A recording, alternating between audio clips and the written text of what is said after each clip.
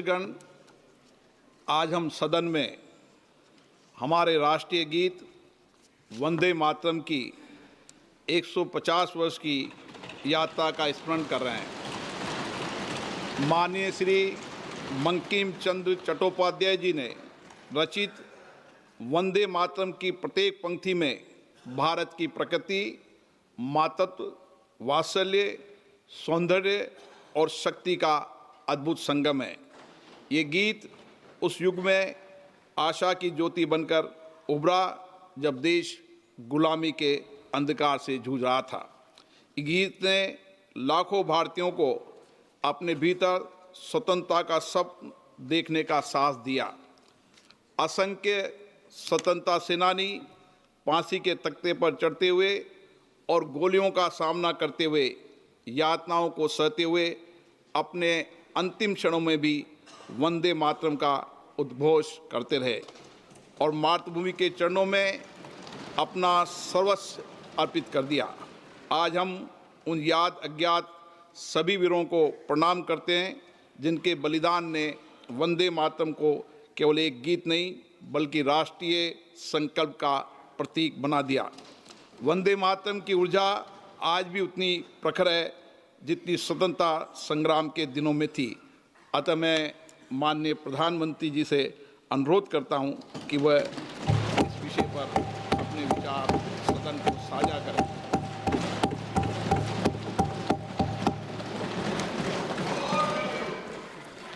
आदरणीय अध्यक्ष महोदय, मैं आपका और सदन के सभी माननीय सदस्यों का हृदय से आभार व्यक्त करता हूं कि हमने इस महत्वपूर्ण अवसर पर एक सामूहिक चर्चा का रास्ता चुना है,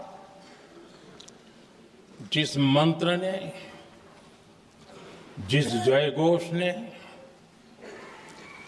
देश की आजादी के आंदोलन को ऊर्जा दी थी, प्रेरणा दी थी, त्याग और तपस्या का मार्ग दिखाया था, उस वंदे मातरम का पुण्य स्मरण करना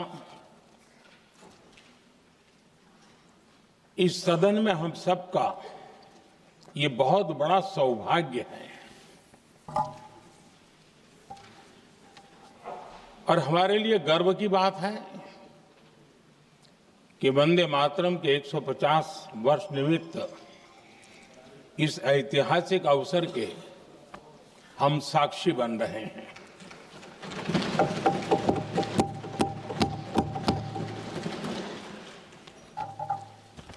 एक ऐसा कालखंड जो हमारे सामने इतिहास की अनगिनत घटनाओं को अपने सामने लेकर के आता है। ये चर्चा सदन की प्रतिबद्धता को तो प्रकट करेंगी, लेकिन आने वाली पीढ़ियों के लिए भी, दर पीढ़ी के लिए भी ये शिक्षा का कारण बन सकती है अगर हम सब मिलकर के इसका सदुपयोग करें तो। आदरणीय अध्यक्ष जी, एक ऐसा कालखंड है जब इतिहास के कई प्रेरक अध्याय फिर से हमारे सामने उजागर हुए हैं। अभी अभी हमने हमारे संविधान के 75 वर्ष गौरवपूर्व मनाए हैं। आज देश सरदार वल्लभ भाई पटेल की और भगवान बिरसा मुंडा की 150वीं जयंती भी मना रहा है। और अभी अभी हमने गुरु तेग बहादुर के 350वां बलिदान दिवस भी मनाया। और आज हम वंदे मातरम की 150 वर्ष निमित्त सदन की एक सामूहिक ऊर्जा को, उसकी अनुभूति करने का प्रयास कर रहे हैं। वंदे मातरम 150 वर्ष की यात्रा अनेक पड़ावों से गुजरी है, लेकिन आदरणीय अध्यक्ष जी, वंदे मातरम का जब 50 वर्ष हुए तब देश गुलामी में जीने के लिए मजबूर था और वंदे मातरम के 100 साल हुए तब देश आपातकाल की जंजीरों में जकड़ा हुआ था।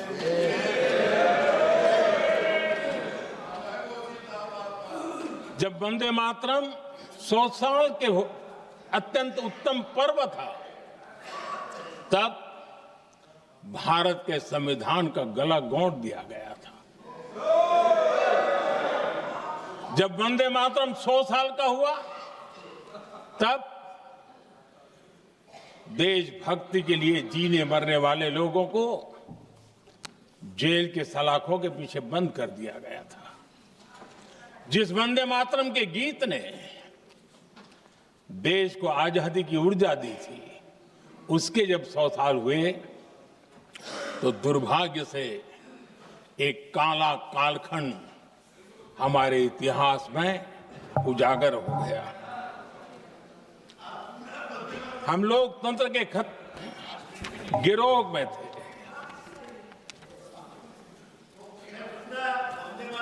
आदरणीय अध्यक्ष जी, 150 वर्ष उस महान अध्याय को, उस गौरव को पुनः स्थापित करने का अवसर है और मैं मानता हूं सदन ने भी और देश ने भी इस अवसर को जाने नहीं देना चाहिए। यही वंदे मातरम है जिसने 1947 में देश को आजादी दिलाई। स्वतंत्रता संग्राम का भावात्मक नेतृत्व इस वंदे मातरम के जयघोष में था। आदरणीय अध्यक्ष जी, आपके समक्ष आज जब मैं वंदे मातरम 150 निमित्त चर्चा के लिए आरंभ करने खड़ा हुआ हूं, यहां कोई पक्ष प्रतिपक्ष नहीं है, क्योंकि हम सब यहां जो बैठे हैं एक्चुअली हमारे लिए रण स्वीकार करने का अवसर है कि जिस वंदे मातरम के कारण लक्षावधि लोग आजादी का आंदोलन चला रहे थे और उसी का परिणाम है कि आज हम सब यहां बैठे हैं। और इसलिए हम सभी सांसदों के लिए, हम सभी जनप्रतिनिधियों के लिए वंदे मातरम के रण स्वीकार करने का ये पावन पर्व है।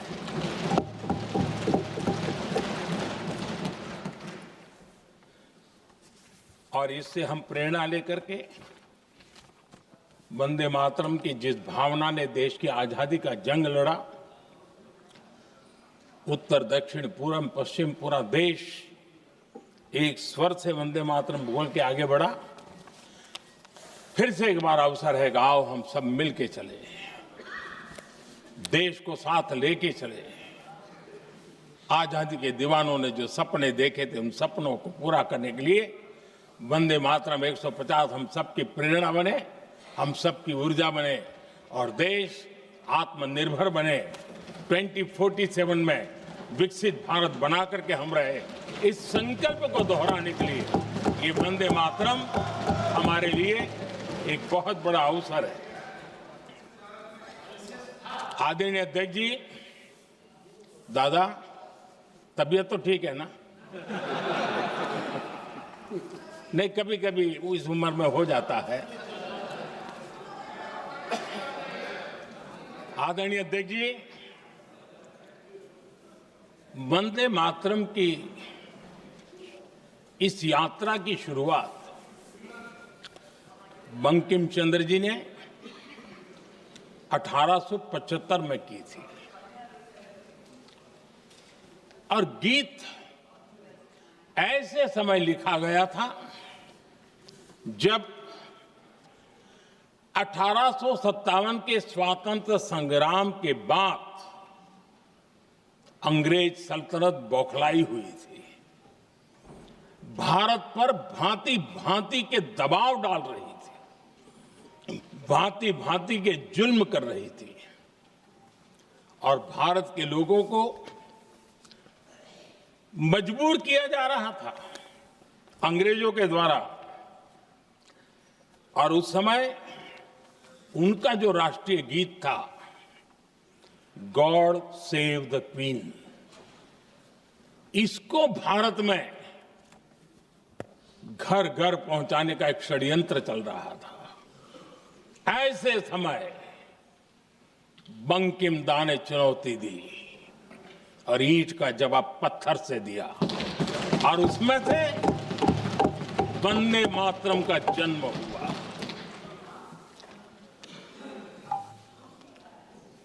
इसके कुछ वर्ष बाद 1882 में जब उन्होंने आनंद मठ लिखा तो इस गीत का उसमें समावेश किया गया। आदरणीय अध्यक्ष जी, वंदे मातरम ने उस विचार को पुनर्जीवित किया था जो हजारों वर्ष से भारत की रग रग में रचा बसा था। उसी भाव को, उसी संस्कारों को, उसी संस्कृति को, उसी परंपरा को उन्होंने बहुत ही उत्तम शब्दों में, उत्तम भाव के साथ वंदे मातरम के रूप में हम सबको बहुत बड़ी सौगात दी थी। वंदे मातरम ये सिर्फ केवल राजनीतिक आजादी की लड़ाई का मंत्र नहीं था। सिर्फ हम अंग्रेज जाए और हम खड़े हो जाए, अपने राह पर चले, इतने मात्र तक वंदे मातरम प्रेरित नहीं करता था, उससे कहीं आगे था। आजादी की लड़ाई इस मातृभूमि को मुक्त कराने का भी जंग था। अपनी मां भारती को उन बेड़ियों से मुक्ति दिलाने का एक पवित्र जंग था। और वंदे मातरम की पृष्ठभूमि हम देखें, उसके संस्कार सरिता देखें, तो हमारे यहां वेद काल से एक बात बार बार हमारे सामने आई है। जब वंदे मातरम कहते हैं तो वही वेद काल की बात हमें याद आती है। वेद काल से कहा गया है, माता भूमि ही पुत्रो अहम पृथिव्याः, अर्थात ये भूमि मेरी माता है और मैं पृथ्वी का पुत्र हूं। आदरणीय अध्यक्ष जी, यही वो विचार है जिसको प्रभु श्री राम ने भी लंका के वैभव को छोड़ते हुए कहा था, जननी जन्मभूमिश्च स्वर्गादपि गरीयसी।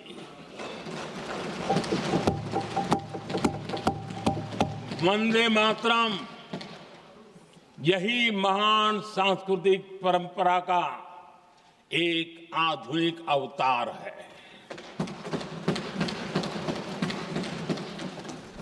आदरणीय अध्यक्ष जी,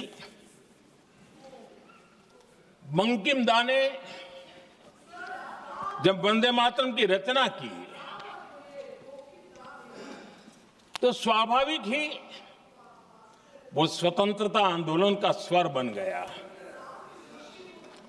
पूरब से पश्चिम, उत्तर से दक्षिण, वंदे मातरम हर भारतीय का संकल्प बन गया। इसलिए वंदे मातरम की स्तुति में लिखा गया था, मातृभूमि स्वतंत्रता की वेदी